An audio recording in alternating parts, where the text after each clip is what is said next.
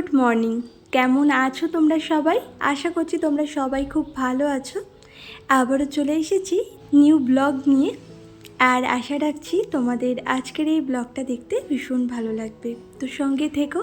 আজ হলো বুধবার, আর এখন সময় হয়েছে ওই 7:30টার মতো হবে আর কি। তো আজকে সকালে না মামামের পড়াও ছিল, তো দেখো এইদিকে জানলা টানলাগুলো খুলে দিচ্ছি। আর ঘুম থেকে কিন্তু অনেকক্ষণ আগেই ওঠা হয়েছে, তারপরে ফ্রেশ হয়ে নিয়েছিলাম। তো ফ্রেশ হয়ে তারপর তোমাদের দাদাভাইয়ের জন্য একটু চাও করে দিয়েছিলাম। এখনও তোমাদের দাদাভাই কিন্তু খাটেই বসে আছে, এখনও ফ্রেশ হতে যায়নি। সেজন্য বিছানাটা তো এখন তুলতে পারলাম না, তো ভাবলাম ততক্ষণে আমি অন্যান্য কাজগুলো করে নিই। তো যাই হোক, দেখো আমি সোজা কিন্তু রান্নাঘরে চলে গিয়েছিলাম ভাতটা বসানোর জন্য। কারণ দেখবে ভাতটা হতে কিন্তু অনেকক্ষণ সময় লাগে, আর ভাতটা হয়ে গেলে গ্যাসটা তো ফাঁকা থাকে, দুদিকে কিন্তু তরকারিগুলো ঝপাঝপ কেটে বসিয়েও দেওয়া যায়, আর রান্নাটা কিন্তু ঝটপট করে নেওয়া যায়। তো সেজন্যই না আমি ভাতটা বসিয়ে দিয়েছি। তাছাড়াও মাম্মা আজকে স্কুলেও যাবে, তো সেজন্যই না তাড়াতাড়ি করে ভাতটা বসিয়ে দিয়েছি। তো যাই হোক, তো দেখো তারপরে ছাদে চলে এসেছিলাম বেশ কিছু জামা কাপড় নিয়ে। আর এই যে এত জামা কাপড় দেখছো, এগুলো কিন্তু আজকে কাচিনি, এগুলো গতকালকে আমি কেচেছিলাম। তবে এই জামা কাপড়গুলো একটুও শোকায়নি, এমনিতেই আগের দিন মেঘলা মেঘলা ওয়েদার ছিল, তার উপরে না ওই মানে দুপুরের আগে বৃষ্টি নেমে গেছিলো, সেজন্য জামা কাপড়গুলো শুকাতেই পারিনি, সমস্তটাই ভেজাই ছিল। জলটা কিন্তু ভালোই ঝরে গেছিলো, যদি ঘরে কোথাও দড়ি টানানোর ব্যবস্থা থাকতো মেলে দিলে হয়তো শুকিয়ে যেত। মানে গেঞ্জিরগুলো হয়তো শুকাতো না, তবে সুতির জামা কাপড়গুলো শুকিয়ে যেত। কিন্তু ঘরে না কোনো দড়ি টানানোর ব্যবস্থাই নেই, জানো না। আসলে নতুন ঘর করার পর থেকে না এখনও পর্যন্ত ওয়ালে ড্রিল করানো হয়নি, এখনও ড্রিল করাতে হবে। ওইদিকে আমাদের দরজার পর্দা লাগাতে হবে, আর তারপরে মশারি টানানোর জন্য ড্রিল করতে হবে, তাছাড়া ওয়ালে কিছু ছবি টবি লাগানোর জন্য। তো এখনও করাই হয়নি, জানো না। তোমাদের দাদাভাই করব করব করে না, আর সেই ড্রিল লোকটাকেও বলছে না, সে আসছেও না, এরকম একটা ব্যাপার। তো এইভাবেই চলছে আপাতত। তো যাই হোক, এরপরে দেখো নিচে চলে এসেছি, আর এখন বিছানাটা গুছিয়ে নিচ্ছি। আজকে না চাদরটাকে চেঞ্জ করে দিলাম। আসলে ওই চাদরটা পেতেছি কিন্তু বেশি দিন হয়নি, 2-3 দিন মনে হয়েছে।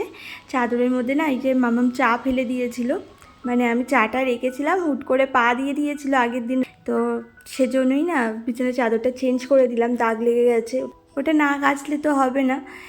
তো যাই হোক, আজকে না অনেক পুরনো একটা চাদর পেতেছি, জানো না। এই যে সাদা রঙের যে চাদরটা দেখছো, মানে সাদার মধ্যে যে গোলাপ ফুল ফুল মতো, তো এই চাদরটা কিন্তু বেশ অনেক বছর আগের, অনেক পুরনো। আগে তো মানে প্রায় সময় পাতা হতো, তবে এখন কালারটা একটু ফেড হয়ে গেছে বলে না পাতা হচ্ছে না। তো অনেক দিন পর ইচ্ছে হলো যেটা পাতি। তো দেখো বেশ সুন্দর লাগছে, তাই না বলো?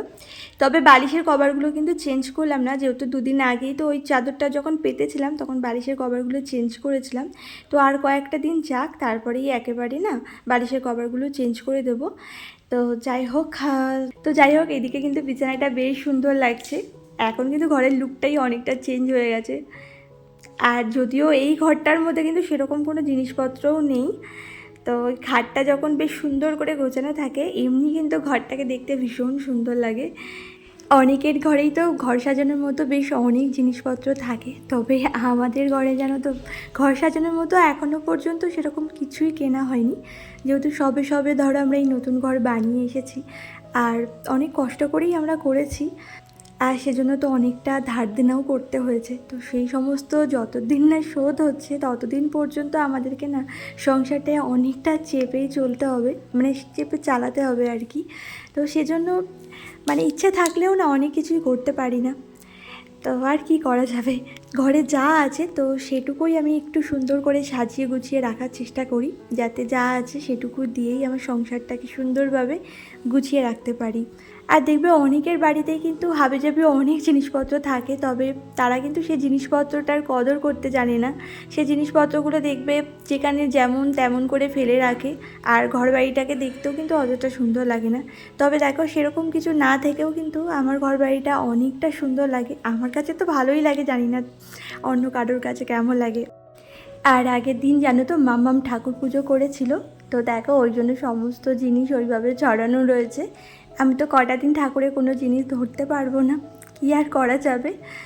তো যাই হোক, তো দেখো এখন ঘর বাড়িটাকে খুব ভালো করে ক্লিন করে নিচ্ছি। তো যাই হোক, আগের একটা ভিডিওতে আমাকে বেশ অনেক বন্ধুরা সুন্দর সুন্দর কমেন্ট করেছিলে। তো চলো তোমাদের কমেন্টগুলো এখন পড়ে নেওয়া যাক। আগের একটা ভিডিওতে মীনাক্ষী দাস আইডি থেকে দিদিভাই কমেন্ট করে বলেছিলে অনেক সুন্দর লাগলো দিদিভাই তোমার ভিডিওটা। তো থ্যাংক ইউ সো মাচ আমাকে এতটা ভালোবাসা দেওয়ার জন্য। খুব ভালো থেকো আর এইভাবেই আমার পাশে থেকো। আর আমাকে আগের কোনো ভিডিওতে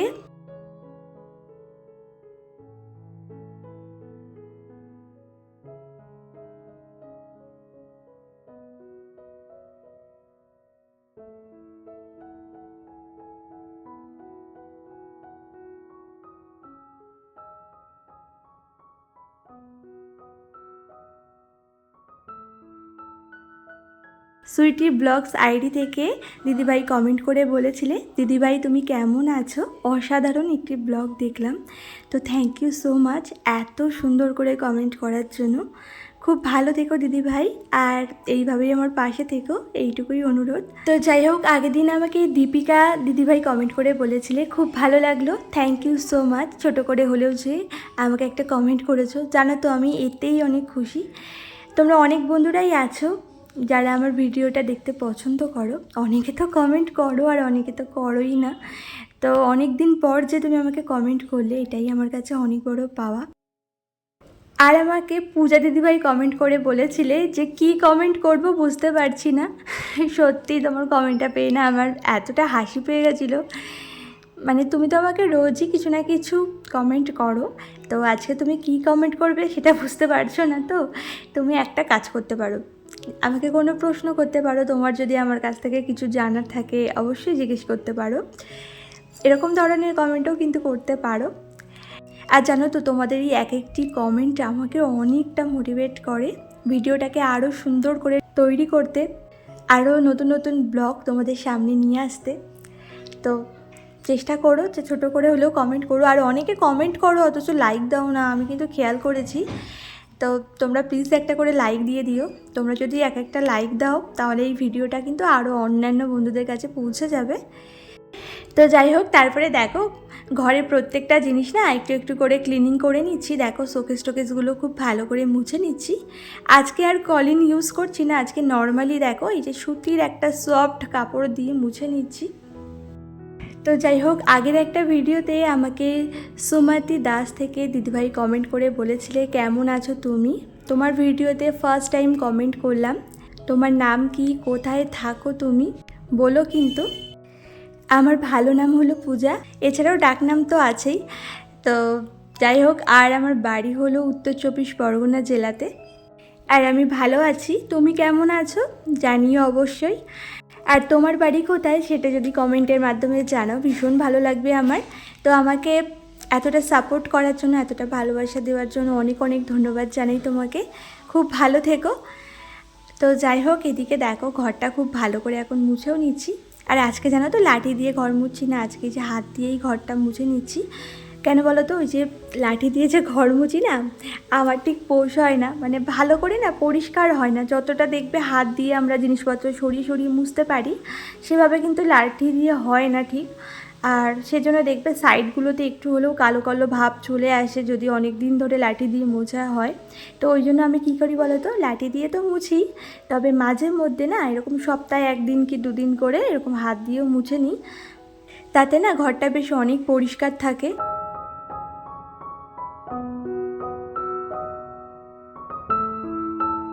তো ওদিকে দেখো ঘরের টুকটাক কাজকর্ম সেরে এখন চলে এসেছিলাম রান্নাঘরে। আর এই যে এক এক করে এখন রান্নাটা বসিয়ে দেবো।